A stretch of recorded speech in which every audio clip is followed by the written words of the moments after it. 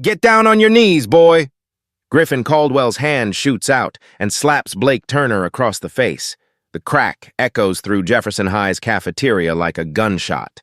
Before Blake can react, Griffin grabs his lunch tray and smashes it into Blake's chest. Spaghetti explodes. Red sauce sprays across Blake's white shirt, his face, his new Jordans. Griffin grabs Blake's shoulder and shoves him down, hard. Blake's knees hit the tile floor. The impact echoes. Sauce pools around him. 200 students freeze. The cafeteria goes silent, the kind of silence that makes your ears ring. Shane Foster kicks Blake's backpack across the floor.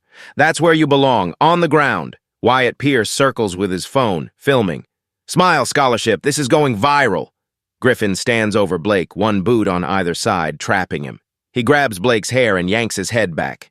You don't belong here, Griffin hisses. My father runs this school. And you're just diversity trash we'll get rid of. Every phone is recording, every student watching. Vice Principal Garrett appears in the doorway, sees everything, checks his watch, turns around, walks away. Griffin releases Blake's hair with a violent shove. Now clean up your mess. Blake lifts his head, and he's smiling. The smile freezes Griffin mid-sentence, because it's not scared, it's not defeated. It's the smile of someone who just won. Blake reaches into his jacket and pulls out a leather portfolio. Expensive, professional. He opens it. Right there on his knees, pulls out a pen, starts writing. Griffin Caldwell, October 29th, 12:20 p.m. Physical assault, racial slur, battery, forced submission, 200 witnesses. The cafeteria isn't breathing. Blake stands. Sauce drips from his clothes, but his eyes are ice cold. He looks into Wyatt's camera. Thank you for filming. My attorney will need that. Griffin's face goes white. What? Blake closes his portfolio. See you Thursday, Griffin. School board hearing, 7 p.m. Bring your father. You're both going to need lawyers. He walks toward the exit. Students scramble out of his way. At the door, Blake stops, looks back. That $2.3 million in diversity funding your father brags about, you just destroyed it. On camera. Congratulations. Blake walks out. The cafeteria explodes into chaos. Blake sits in his car, opens the portfolio. Inside are photographs, dozens. October 8th, his locker spray-painted with slurs. October 15th, his textbooks thrown in toilets. October 22nd, his car tires slashed. Today, the cafeteria attack, filmed from 200 angles. Blake makes a phone call. It happened. Physical assault, racial slurs, 200 witnesses, Thursday at 7. We're ready. Most people would see a victim. Blake sees evidence, leverage, justice. 3 months ago, Blake's brother Grayson died overseas. Army captain, war hero, the only family Blake had. Before Grayson deployed, he started the Ascend Initiative, a nonprofit helping black students survive racist schools, document discrimination, fight back legally.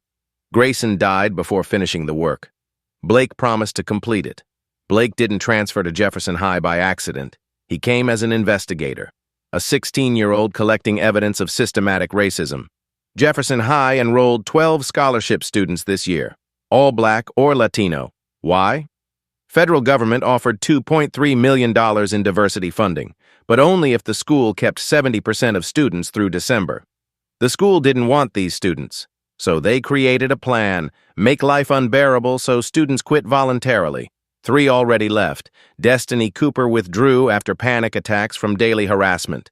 Carlos Reyes left after hospitalization with broken ribs. Jasmine Price barely hanging on, developing eating disorders.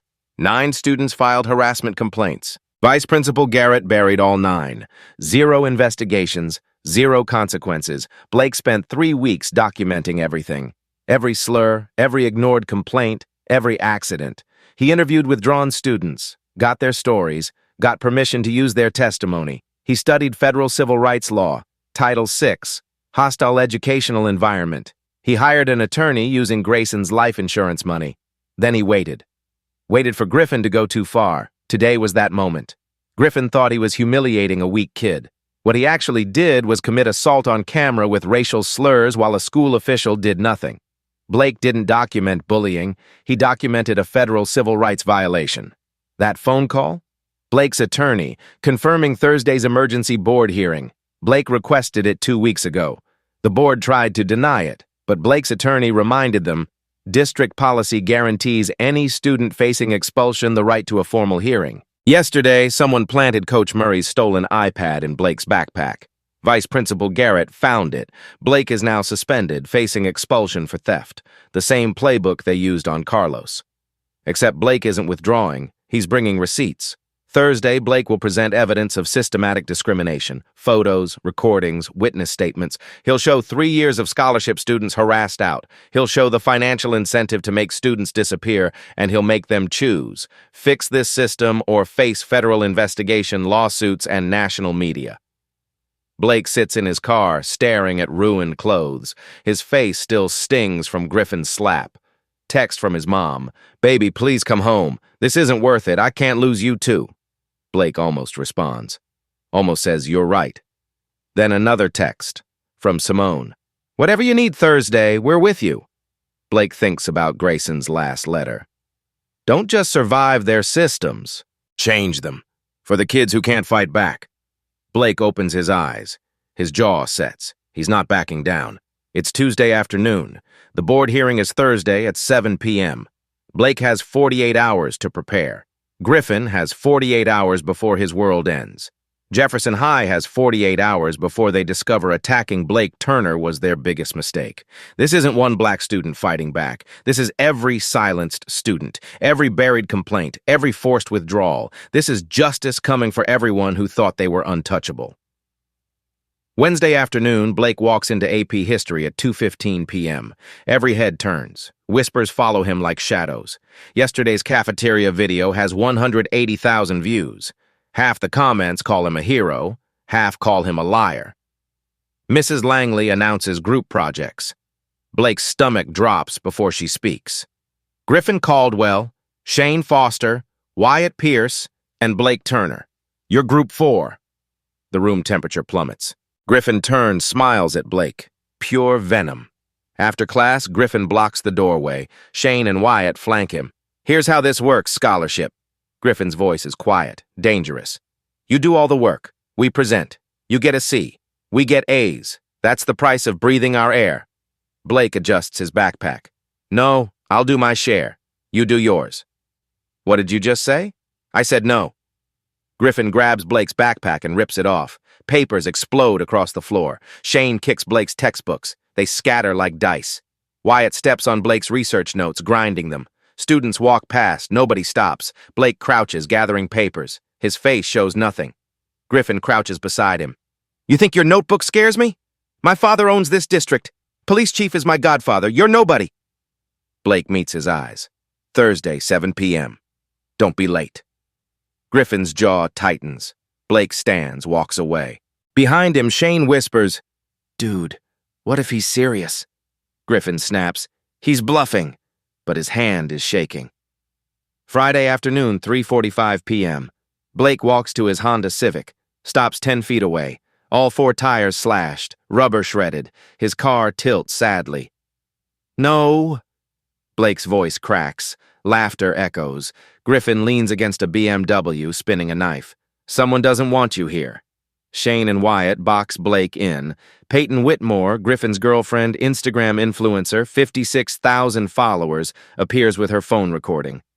"So there's this scholarship kid who thinks he belongs at Jefferson," Peyton narrates, circling Blake. "But reality check, he doesn't." Blake photographs his tires with shaking hands. Griffin throws his arm around Blake's shoulders. His grip bruises. "Smile for Instagram." Blake tries to pull away. Shane shoves him back. "Check this out." Wyatt holds up Blake's leather portfolio. "Found this in his car." Blake's eyes widen. "That's private." Griffin grabs it, flips it open. Photos, notes, like he's a detective.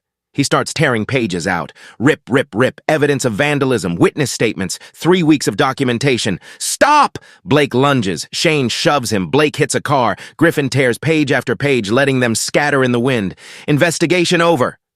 Blake's breathing accelerates. His fists clench. He could fight. His brother taught him how, but Peyton is filming. Violence destroys everything. Blake pulls out his phone, starts recording. "What are you doing?" Griffin asks. "Documenting destruction of evidence, theft, assault, conspiracy." Blake's voice shakes but stays clear. "Every second helps." Griffin's smile falters. "Nobody will believe you." "I filed the federal complaint 2 weeks ago," Blake says. That portfolio, backup copies, everything's already with my attorney. You just destroyed evidence on camera. That's a felony. Color drains from Griffin's face. Blake looks at Peyton's camera. Still filming? Good. Post it. My lawyer will need it for the lawsuit. Peyton stops recording. She looks scared. Wait, what lawsuit? She asks. Civil rights violation. Witness intimidation. Your father's on the school board, right? Mr. Whitmore, this should be fun at dinner. Blake calls a tow truck. $300 he can't afford. Deputy Knox arrives. Officer who knows Griffin's family. Takes Blake's statement without writing much. Boys being boys. Sure you want to press charges. Add it to the federal file, Blake says. Knox's pen freezes. What file? Department of Education, Office for Civil Rights, case number May 24th, 2083. This is Incident 14. Knox suddenly writes everything carefully. After Knox leaves, Simone pulls up. She saw everything. Blake, stop. This is insane. Just transfer back. Blake looks at torn pages scattered across asphalt. 3 kids already quit. If I leave, who fights? You can't win alone. I'm not alone. I have an attorney, federal law, and video of Griffin committing felonies. Blake holds up his phone. They just gave me everything. Simone stares. Who are you? Blake doesn't answer. Gets in her car. Monday, 1 week later, 12:20 p.m. Cafeteria. Blake sits alone. Students avoid him. Peyton's video hit 195,000 views. The narrative is clear. Troubled kid making false accusations. Vice Principal Garrett approaches with Griffin, Shane, and Wyatt. Blake's stomach drops. Blake Turner, we need to check your backpack. Why? There's been a report. Griffin steps forward with fake concern. I saw him near Coach Murray's office. The coach's iPad went missing. I didn't want to say anything, but... Blake's blood freezes. I've never been in that office. Then you won't mind if we look. Blake has no choice. Go ahead. Garrett opens the backpack publicly, reaches into the bottom section, pulls out an iPad, Coach Murray's iPad, reported stolen yesterday. The cafeteria explodes. That's not mine! Blake stands, his chair crashes. Someone planted that. Blake Turner, Garrett announces loudly. Theft of school property. Immediate suspension pending expulsion. We're filing criminal charges. Griffin's smirk is barely hidden. Blake's hands shake. This is a setup. Check security footage. The cameras have been malfunctioning. Garrett interrupts smoothly. No footage available. Perfect trap. They framed him for theft, destroyed his credibility. Who believes a thief's discrimination claims? Simone jumps up. This is bullshit. Blake was with us at lunch yesterday. Miss Grant, detention. My office, now. Garrett orders Blake. The walk through the cafeteria is endless. Every eye watching, every phone recording. Whispers, knew he was trouble. Should have never let them in. In Garrett's office, the vice principal closes the door. His mask drops. Blake, be smart. You don't fit here. Withdraw voluntarily. Go back to your old school. We'll drop the charges. No. A theft conviction destroys your future. I didn't steal anything and you know it. Blake's voice is steel. I want a formal hearing. School board, Thursday, 7 p.m. District Policy Section 4.7. Garrett's mask shatters. You're making a mistake. We'll see Thursday. You're suspended until then. Blake walks to the door. Blake, Garrett calls, your brother made the same mistake. Fighting system's bigger than himself. Look where it got him. Blake freezes. What did you say?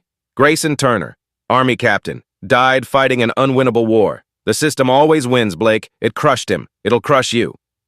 Blake's vision goes red. His fists clench. Every instinct screams to attack, but that's what they want. Violence. Proof he's the problem. Blake opens the door, walks out, but Garrett's words follow. The system always wins. That night by 8 p.m., Peyton's new video explodes. Jefferson thief caught. Proof. The video shows the iPad reveal. Blake's shocked face. 195,000 views becomes 285,000 by midnight. Comments flood. This is what diversity gets you. Once a criminal, always a criminal. Send him back. Blake's phone erupts. Anonymous threats, slurs, one message, a photo of a noose. Thursday parking lot, we'll be waiting. Local news at 10 p.m. Scholarship student accused of theft. Implications clear. Troubled kid from troubled background proves he doesn't deserve his chance.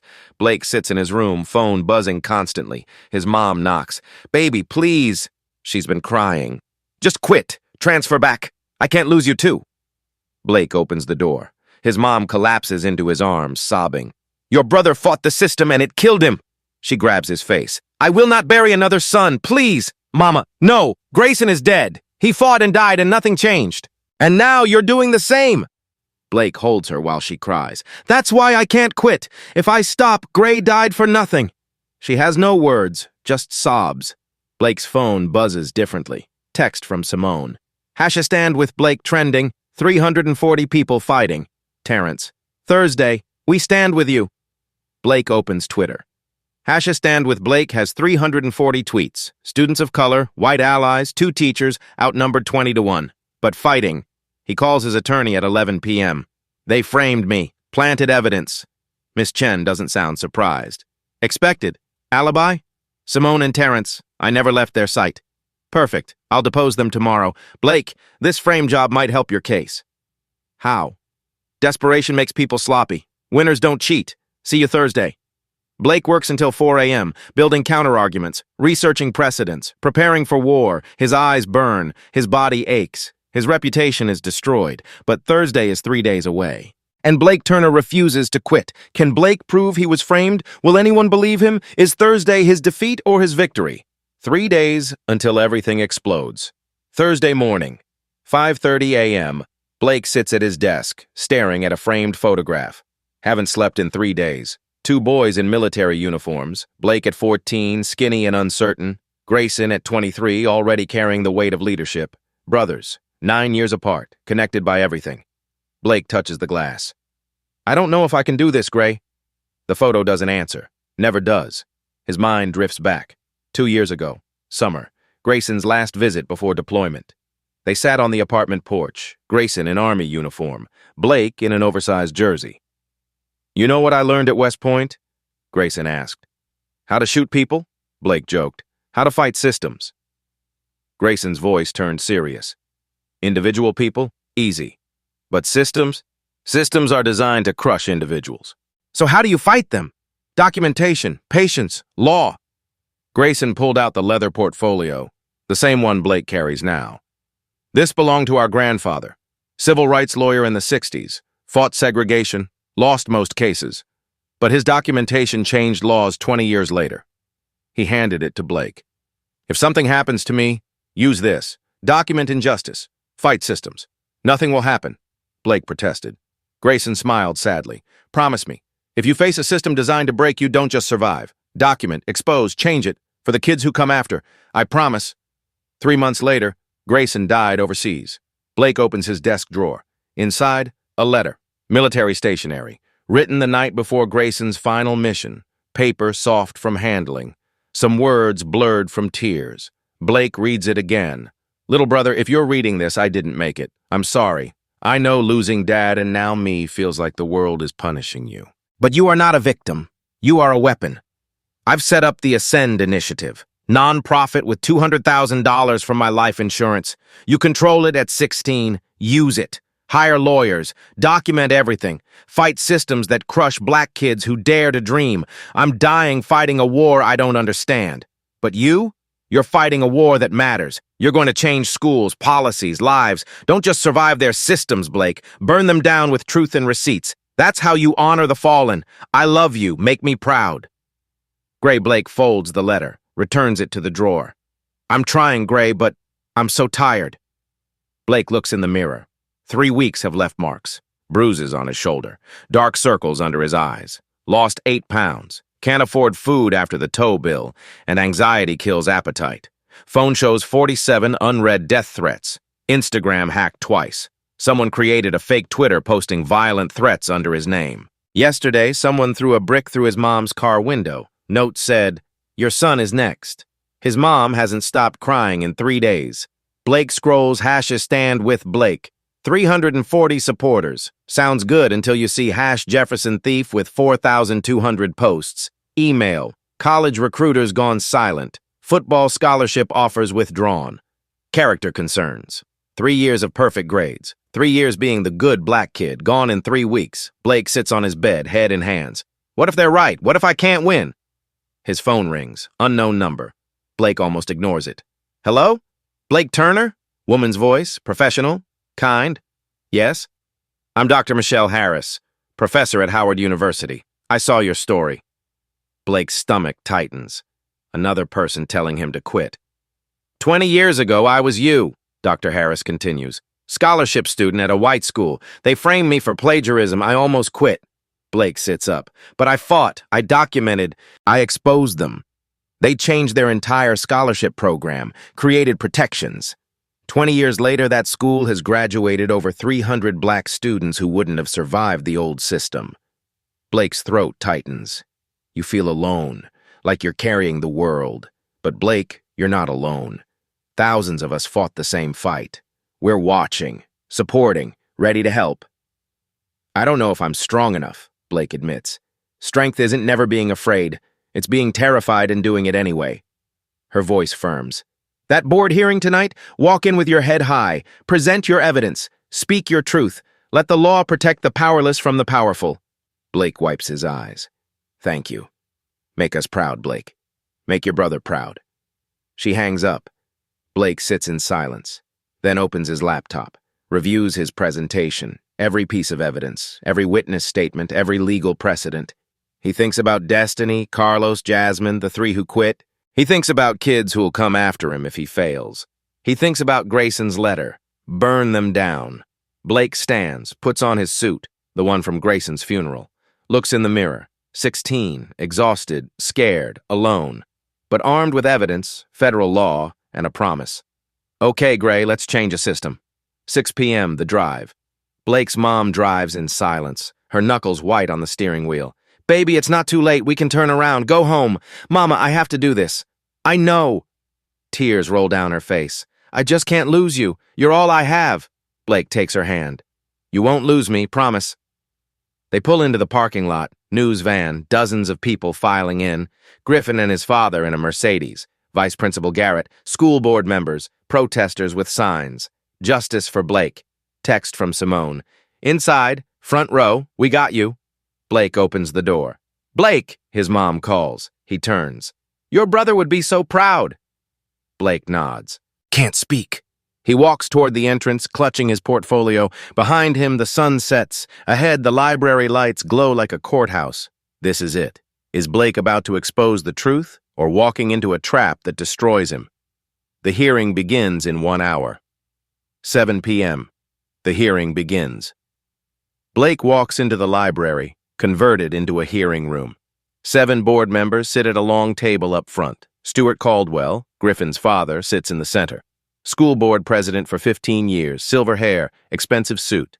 The look of a man who's never lost. 60 people fill the chairs. Blake's supporters, Simone, Terrence, his mom, 15 others, sit on the left.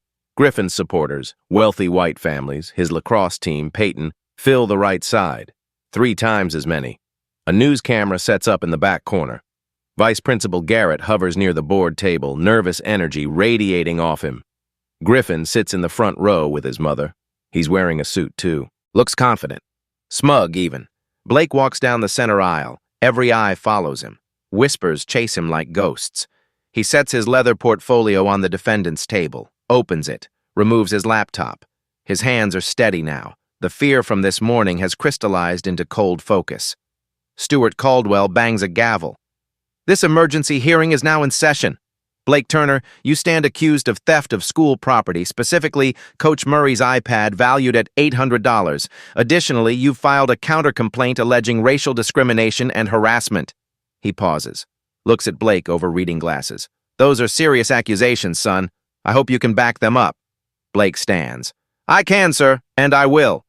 Stuart Caldwell doesn't waste time.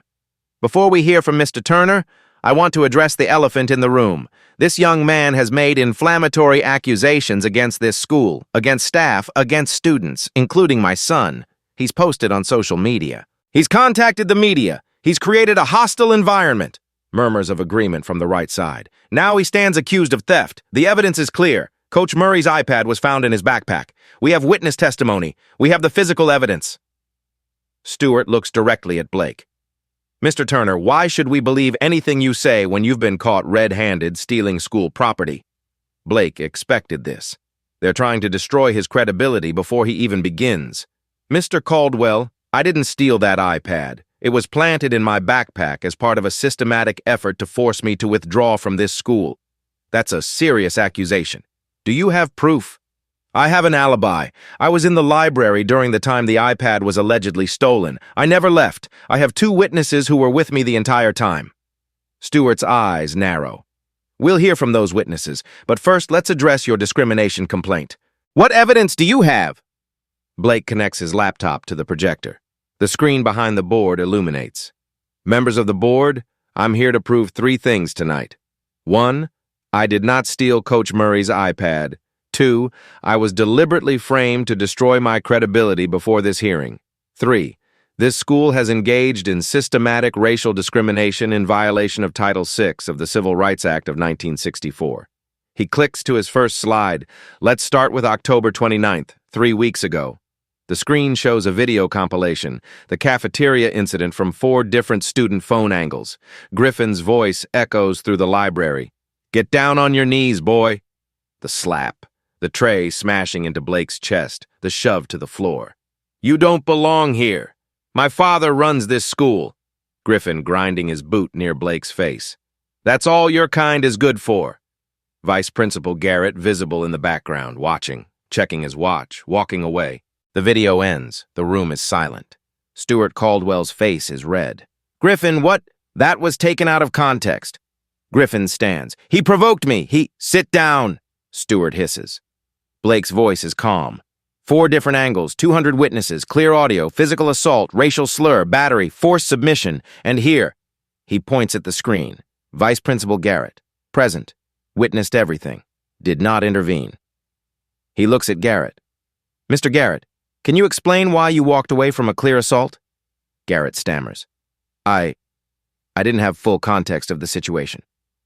The context was 3 students physically attacking another student while using racial slurs. What additional context would justify walking away? Silence. Blake clicks to the next slide. This is just one incident. Let me show you the pattern. The screen displays a spreadsheet. This school enrolled 12 scholarship students this year under a federal diversity initiative. Here's what happened to them. He goes through each case. Destiny Cooper, 5 locker vandalizations, called racial slurs in Mrs. Patterson's class.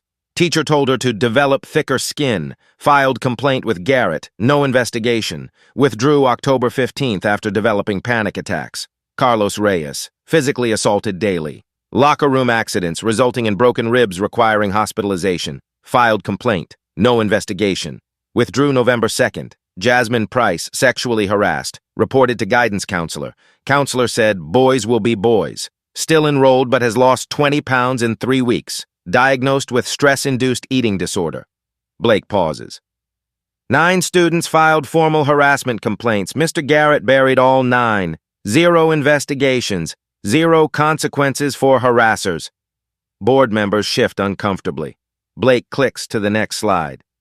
But it's not just harassment. Look at the withdrawal rate. The data is stark. Asterisk scholarship students.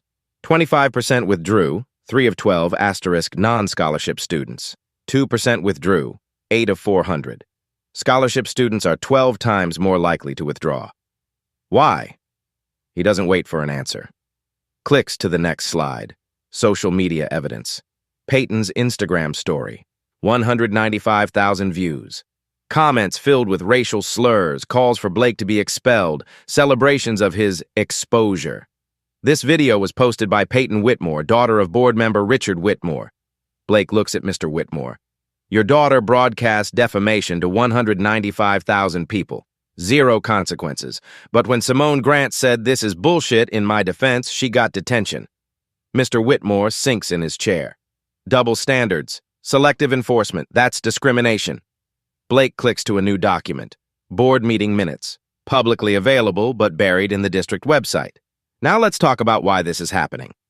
The screen shows financial data. Federal diversity funding. $2.3 million contingent on 70% scholarship student retention through December 31st. Current retention, 75%. 9 of 12 students remaining. The district needs to keep at least 9 students to get the money. But here's the problem. You don't want us here. So what do?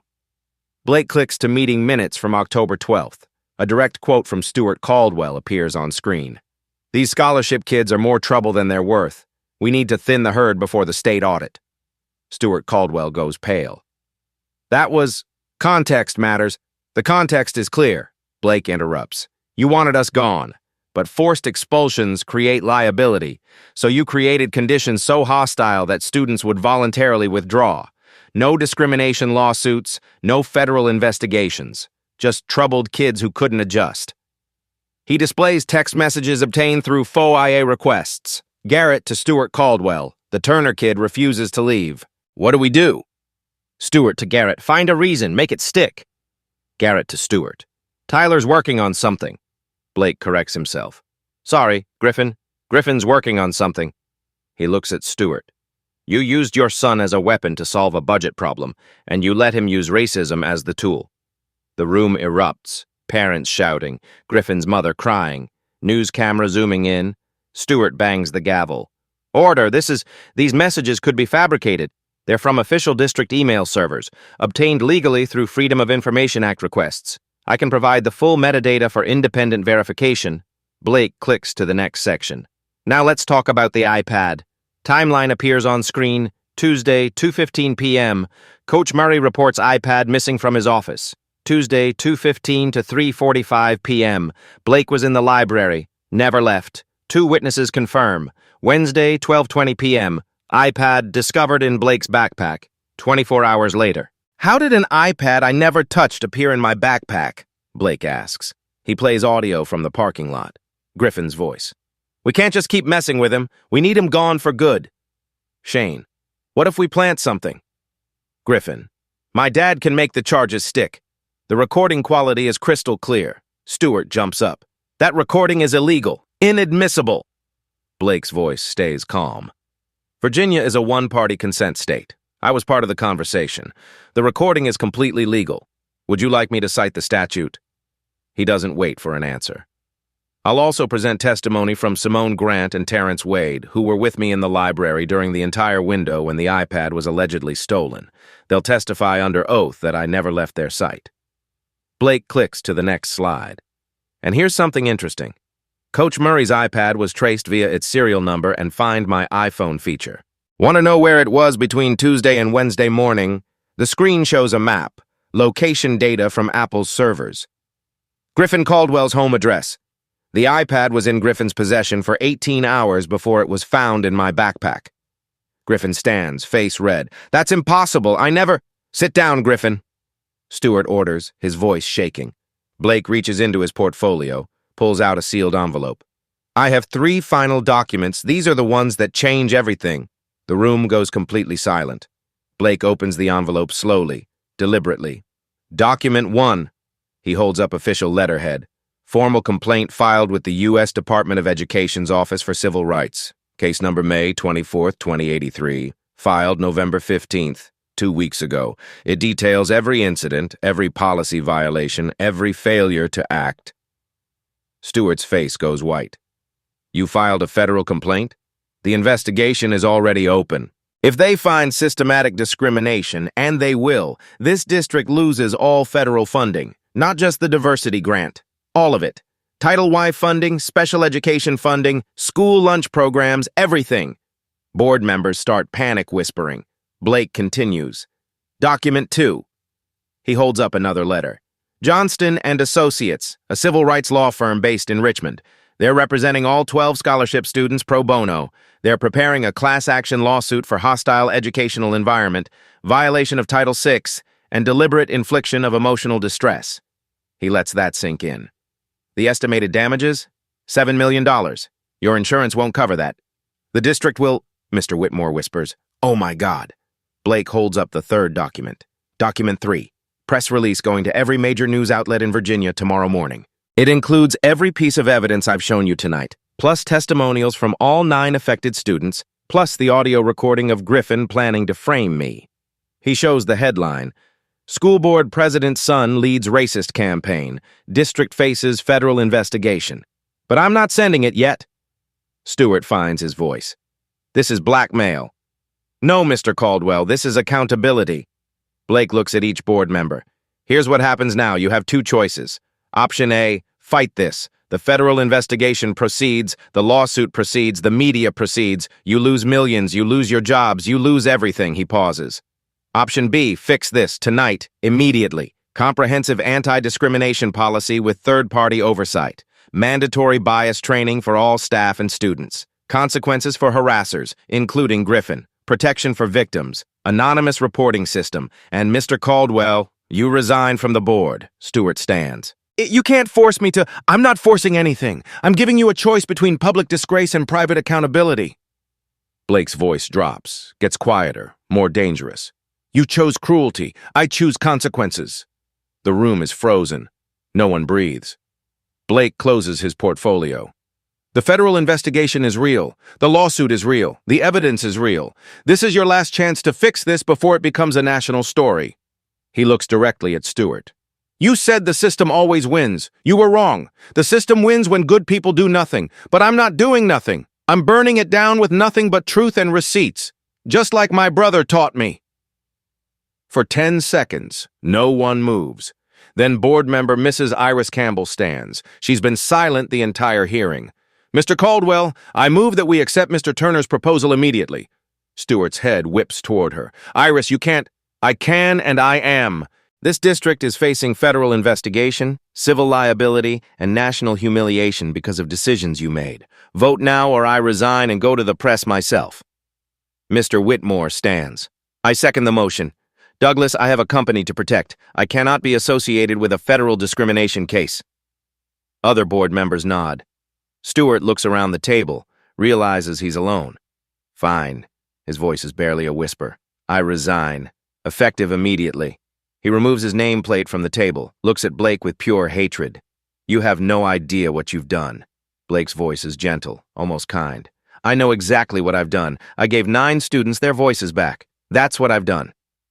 Stewart and Griffin leave together. Griffin looks back once. No smirk now, just shock. Mrs. Campbell, now acting president, calls for a vote. All in favor of adopting comprehensive anti-discrimination policy with third-party oversight, say aye. 6 voices. Aye. Motion passes unanimously. The left side of the room erupts in cheers. But Blake doesn't smile, doesn't celebrate, just packs his portfolio carefully because he knows the real work is just beginning. Immediate aftermath.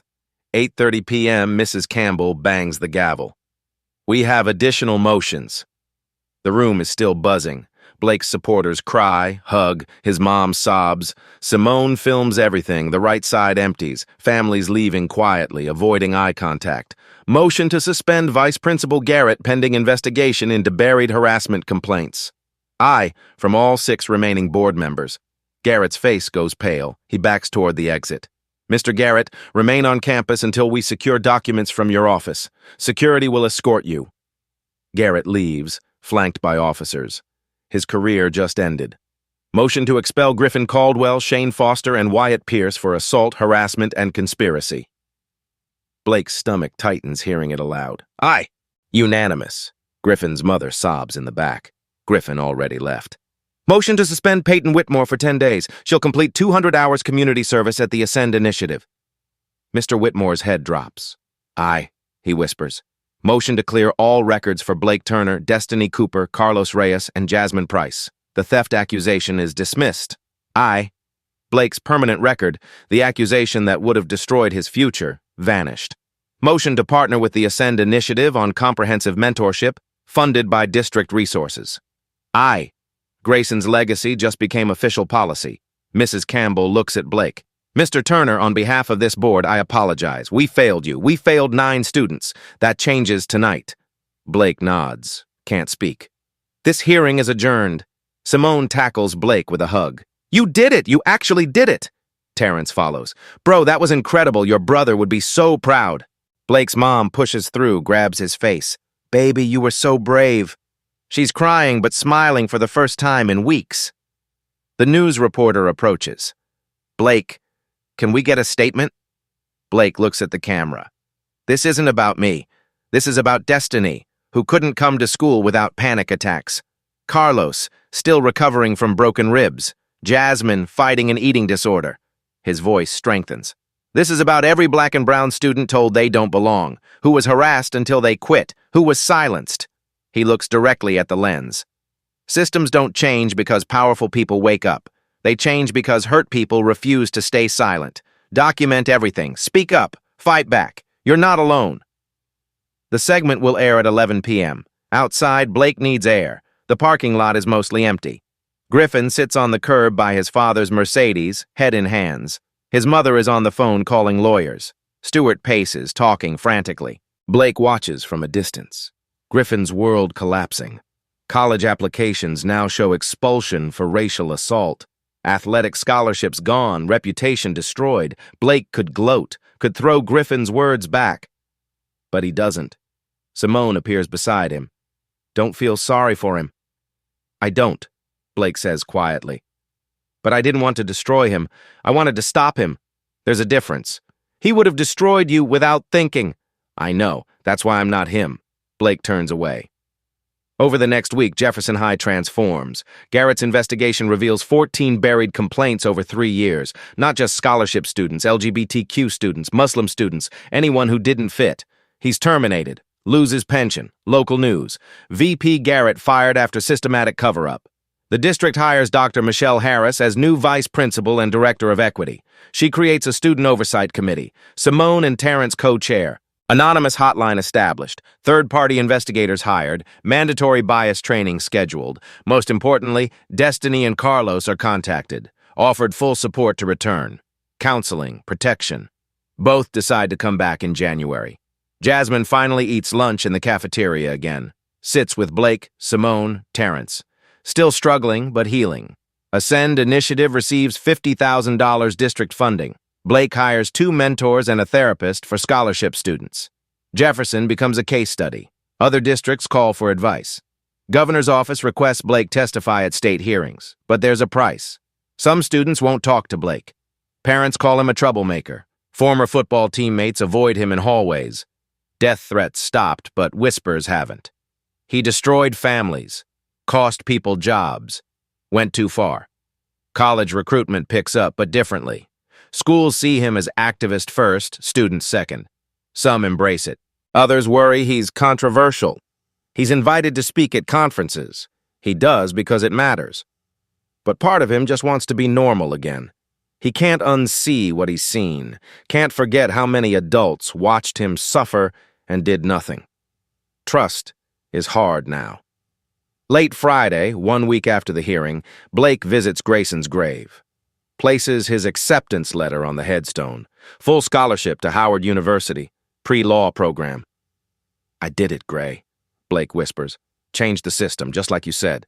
He touches cold marble. But it's lonely. Everyone sees a hero. I just feel tired. Wind rustles through trees. Blake imagines Grayson answering. That's the price, little brother. Heroes are just tired people who did the right thing when it mattered. Blake sits for an hour, talking, crying, laughing at memories, finding peace. When he leaves, he notices flowers on Grayson's grave, fresh ones. A note. From the students of Jefferson High, thank you for teaching your brother to fight. Blake smiles, genuine this time. The system changed. Students are safer, policies better, lives different. That's what matters. 3 months later, Blake's cafeteria looks different now. He's surrounded by friends. Destiny and Carlos are back, laughing. Jasmine is eating. A nervous freshman approaches. The same kid Blake helped on his first day. Can I sit here? The kid asks. Always, Blake says. You belong here. Don't let anyone tell you different. The kid sits, smiles, relaxes. Blake realizes this is why he fought. For moments exactly like this. Not for revenge, not for glory. For the next kid who will walk through these doors and need someone to say, you belong, you matter, I've got your back. That's the real victory. 6 months later, graduation day. Blake stands at the podium wearing a cap and gown, valedictorian. Full scholarship to Howard University waiting. The auditorium is packed. His mom in the front row crying proud tears. Simone and Terrence beside her. Dr. Harris, the new vice principal, smiling. But the faces that matter most are in the third row. Destiny Cooper, back in school, thriving, accepted to Spelman College. Carlos Reyes, fully healed, going to USC on an engineering scholarship. Jasmine Price, healthy weight restored, heading to NYU for fashion design. 9 other scholarship students, all still here, all graduating, all moving forward. Blake looks at them. They look back. No words needed. This is what victory looks like. When I transferred here 8 months ago, Blake begins, I was told I didn't belong, that I should know my place, that the system would crush me if I fought back. He pauses. They were half right. The system did try to crush me, but here's what they didn't understand. Systems are built by people, and what people build, people can change. The audience is silent, listening. This isn't just my story. It's Destiny's story, Carlos's story, Jasmine's story. It's the story of every student who was told they weren't good enough, smart enough, or worthy enough to exist in spaces that should belong to everyone. Blake's voice gets stronger. Real-life stories about change don't end with one person winning. They end with systems transforming so everyone can win. He looks directly at the scholarship students. We didn't just survive Jefferson High, we changed it, for everyone who comes after us. The auditorium erupts in applause. These are the Black stories that need to be told. Not just stories of suffering, but stories of strategic resistance. Life stories about young people who refuse to accept injustice as inevitable. This is a touching story because it's real. It happened. Maybe not exactly like this, but versions of Blake exist in schools across America right now. Fighting alone, documenting everything, waiting for their moment. The lesson isn't complicated. Injustice persists when witnesses stay silent. Documentation becomes power.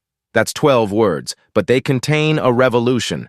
Griffin thought he had power because his father ran the school board. Blake had power because he understood something deeper. Systems fear evidence. They fear witnesses who refuse to forget. They fear documentation that can't be buried. One smartphone recording, one leather portfolio, one teenager who refused to quit. That's all it took to change everything. So let me ask you something. Have you ever witnessed injustice and said nothing? Have you ever seen someone get Blaked, attacked, humiliated, silenced, and you walked away like Vice Principal Garrett? Have you ever been the person on their knees in that cafeteria, surrounded by phones, wondering if anyone would stand up for you? These touching stories happen every single day, in schools, in workplaces, in neighborhoods, everywhere. The question isn't whether injustice exists. It's whether you'll document it, whether you'll speak up, whether you'll be the person who refuses to let systems crush people without consequences. Blake Turner was 16 years old. He had no special powers, no political connections, no wealth. He had a phone, a notebook, and a promise to his dead brother. That was enough. What injustice have you witnessed that needs to be called out? Drop a comment below. Tell us your story. Tell us about the time you saw something wrong and didn't know what to do. Tell us about the Blake in your life who fought back. Tell us about the Griffin who got away with it. Your story matters. Your voice matters. If this video resonated with you, if you believe one person armed with truth can change systems, hit that share button. Send this to someone who needs to hear it. Send it to the student who's being bullied right now. Send it to the teacher who wants to help but doesn't know how.